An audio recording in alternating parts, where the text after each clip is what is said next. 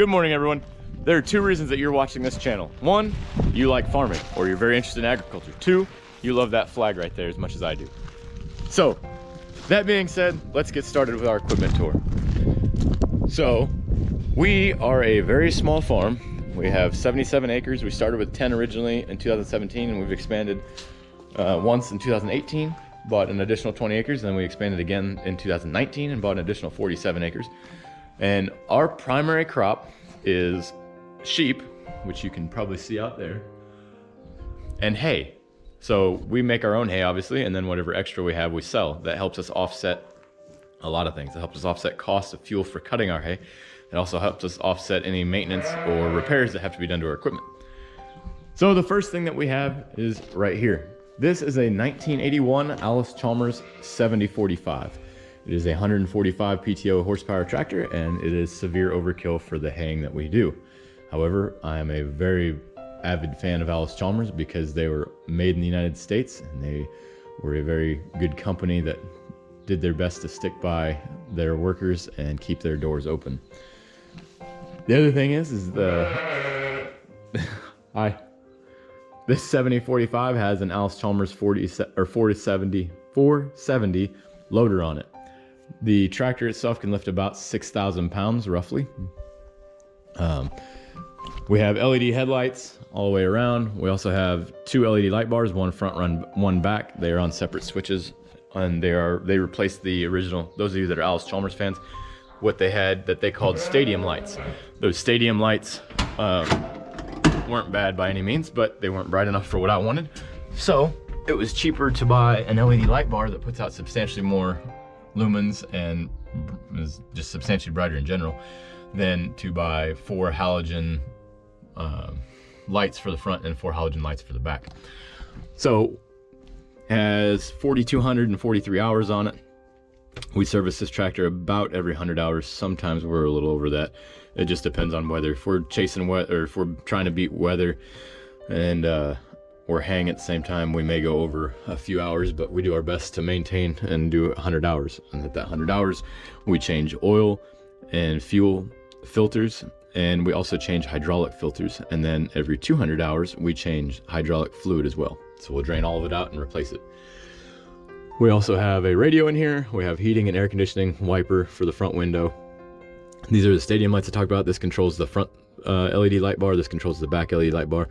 I have mirrors out here, which are fantastic for haying because I don't have to sit there and keep turning my head to look like this to see. I can actually angle that mirror to where I can see exactly where my mower conditioner is at, or more of my brush hog on either side. I can do all that. Very good tractor. I really love it, and it's been very good to us. So, all right, next piece of equipment. This is our primary workhorse, actually. So this is the tractor that you will see us in the majority of the summer whenever we're cutting hay or if we're putting fencing in, because we borrow a post driver from our neighbor, and that's what we use. This is an Allis Chalmers 5020 with a KMW 430 loader. We have LED lights on the back of this as well. I have a magnetic cup holder just like I do actually in the 7045. This has about 1,000 hours on it, but the tachometer has been broke for the last 50 or 60 hours. So we're working on finding another one, but it's been kind of hard to find one actually. And as you can see, it will lift a 5x5 round bale. It's a very capable tractor for what it is. It has about 27 horsepower and 22 at the PTO almost. This is number 86. She's a very good mama. She just had twins recently. She's older. She is probably she is the oldest ewe that we have, but she's very, very good tempered and a very good mama. She's actually going to go back out with the rest of them today. I just wanted to make sure she got the rest of her hay eaten so that she's not bullied out there, because she's going to be more concerned about her babies than she is about eating. This is a Bush Hog 15-foot Batwing mower. It's a 2615L or R. I can't remember. Don't know if the difference is, honestly. This is always ran by our 7045 because you could imagine that 27 horsepower will not run it. This is a 6-foot box blade we have. We use it to smooth our driveway out here and there when we get gravel, and then also on the other side of this wall we just put gravel in. We used it for that too. This is our 330 gallon water tote, and what we use it for is when we do controlled burns, which we just did some, and the videos are about to be posted. Actually, they probably are posted by the time you see this, but so go back and check out our channel to see those. We have one that shows you how to prep how to prep everything for a burn, and then we also have one that shows you how to make sure that you're not going to set the county on fire, kind of a thing. And then yeah, that's actually it for that. I forgot to mention that on the back of our 7045, you should be able to see it right there. That is a hydraulic multiplier, and basically it uses electronic solenoids to take one remote, as you can see it's plugged in, and goes straight to that, and it turns that one remote into 3 remotes. So that is very useful for us because now we have 2 remotes to use. This actually right here requires 2 remotes. Well, I guess it doesn't require it. You could set the height and then just use the other remote for the wings, but we prefer to have it where we can control both. This is our grain wagon, and this is where we store all of the grain that these guys eat through the winter and through the spring. And we do that because right now, as you can see, there is grass coming on, and almost, well, actually in all of our pasture. It's good green grass coming up. But these guys will go hunt it down, and they will make it to where it takes longer to grow. So what we do is we just grain them. Well, they get grained whenever they're eating hay anyways, but they get grained a lot right now because I'm trying to deter them from chasing that grass. And then we have, well, you won't be able to see this whole thing. This is actually our head chute, and we're in the process of building, and you can see it right there. There's a double fence line, and this will go at the end of that whenever we're ready to use it.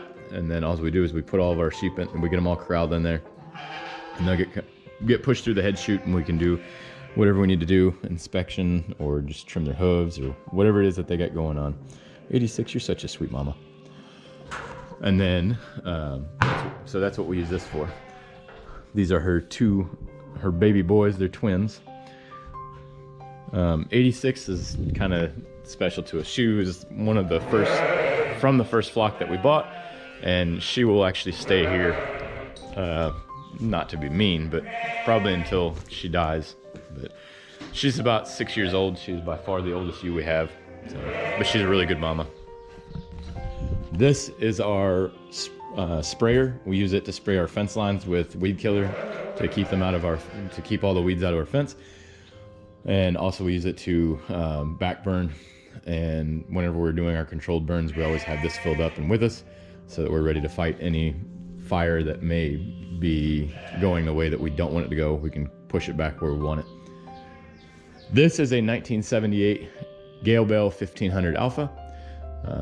I don't know what the difference is between a 1500 and a 1500 Alpha exactly. I know it's something to do with hydraulics, so I don't know if the other one just never had hydraulics or what, but either way, this is a 5 foot wide bale. Well, it'll make a 5 foot wide bale, and you can make it anywhere from, well, I guess as small as you wanted, so like a foot in diameter all the way up to 6 feet in diameter bale.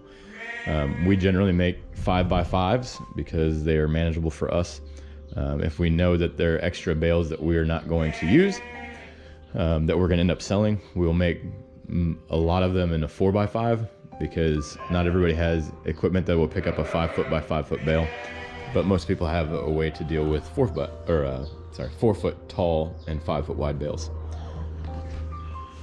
This is our ripper. We use this to put in any and all of our PEX lines for our water lines in our pastures. We have water set up to go to every pasture. There's a hydrant basically at the corner of where 4 pastures meet. There's a hydrant there, so that one hydrant will take care of 4 pastures. And we do that because we don't rely on ponds. We have one pond in our hayfield that we will definitely keep, but the other ponds that we have, if they get to a point where they're draining, we're going to fill them in because we just don't need them. This is a drawbar. We have one for the 7045, which would be this one. And then the smaller one is for the 5020. We use it whenever we're moving equipment around. So like I use the 5020 to move this out in and out of the barn. Same thing with the Bush Hog. We use it to move it in and out of the barn. And then we also do it the same thing for our mower conditioner over here, which I'm about to go show you. This is our fuel tank. We use it. We take we have a 100-gallon transfer tank that we borrow from our neighbor, and we will run to town, fill it up, and then fill this up. So we always have fuel available for us. And then this lean-to my wife and I built in 2018 with the help of one of our friends, Travis Barr. And we store, right now we've got a bunch of fencing in here that we took down because we made our paddocks larger. We're gonna make them all 5 acres.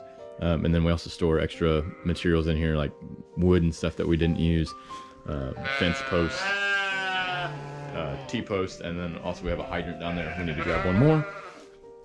Excuse me. And then all this fencing will get put up.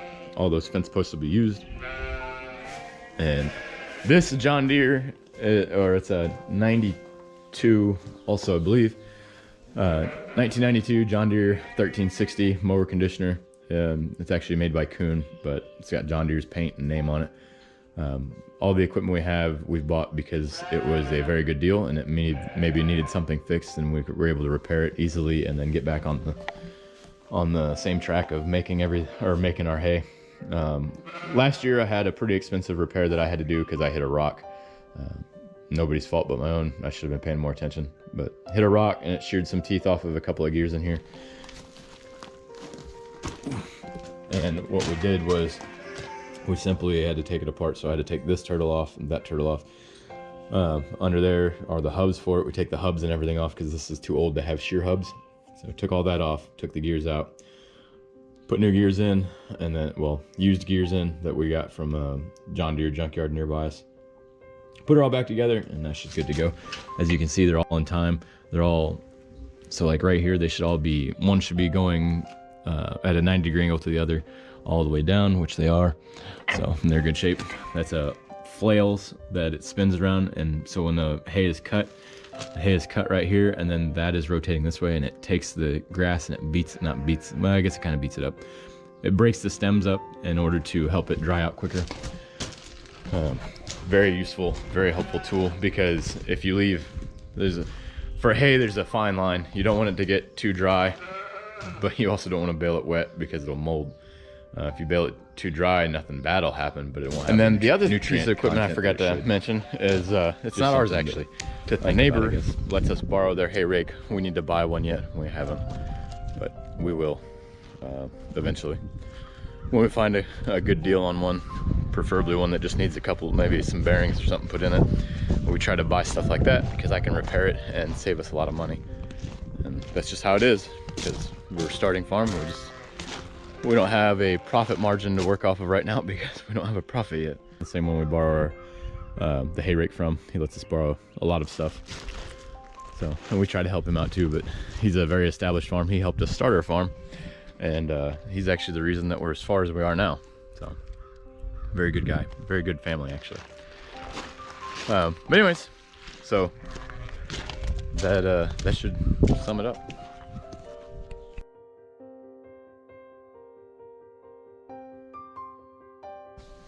And then this is our 2004 Chevy Silverado 3500. It has a Duramax diesel in it that's far from factory, to say the least. It has a bigger turbo, head studs, fast fuel system, built trans, and we use it to pull anywhere from hay bales to that 7045. I wanted to go pick it up. Miles on it. And just to give you an idea, that 7045 with the loader on it weighs about 17,000 pounds. And the trailer we borrowed from a neighbor weighed about 10 or 11,000 pounds. So we were at 27,000 pounds plus the weight of the truck.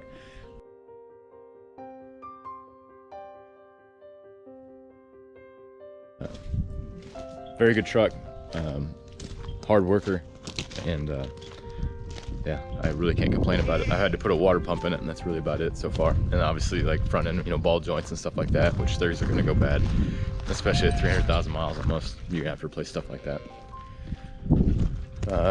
Last but not least is our 2017 Polaris Ranger. We got that in October of last year.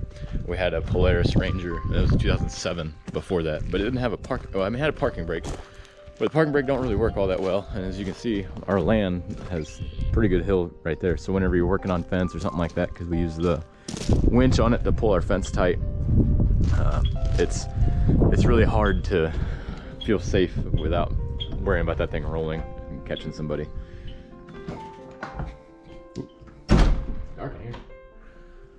Anyways, this is our 2017 Polaris Ranger. It has about 400 miles on it. We bought it with 200 miles on it. It was a loaner that the local dealership basically let the local fire department use. It's just their gesture of being nice and helpful to them. They brought it back. They weren't going to buy it because they just give them a new, it'd be silly for them because the dealership will keep giving them a loaner every year. So there's no point in keeping it. So we bought it and we've got about 400 miles on it now. We put LED lights in the headlights right here. And then we also have a LED light bar. It's a 52-inch light bar, I think. I can't remember. And then we also have two more same headlights that are on the tractors. We put them back here and they're our work lights. So like if we're doing something right back here at the back, we can see, especially if it's at night.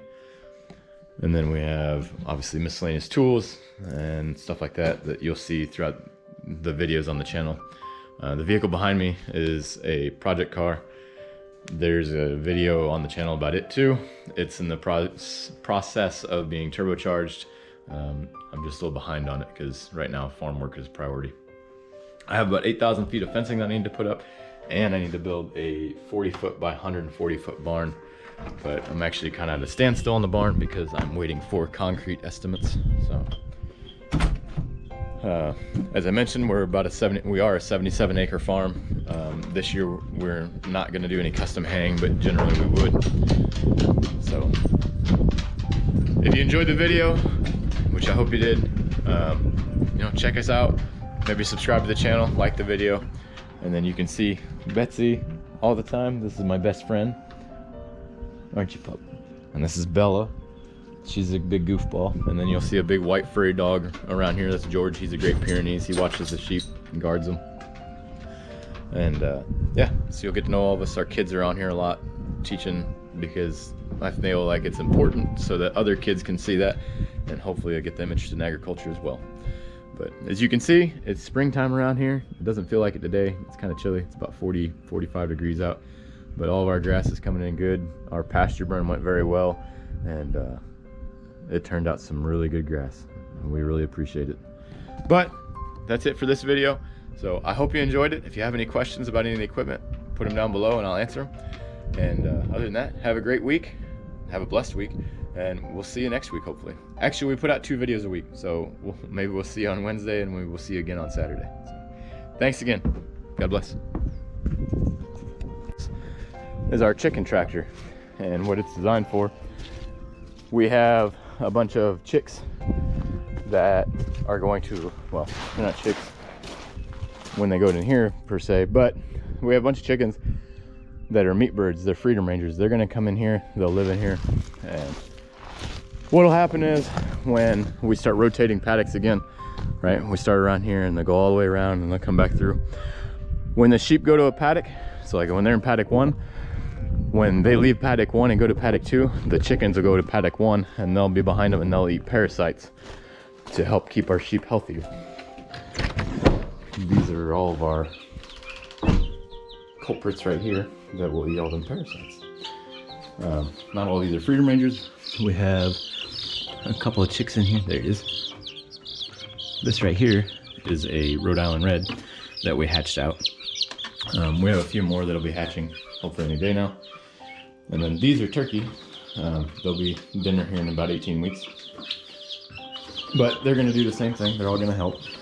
So I need to clean their hay out again. They filled it up already, which is good. That means they're eating enough.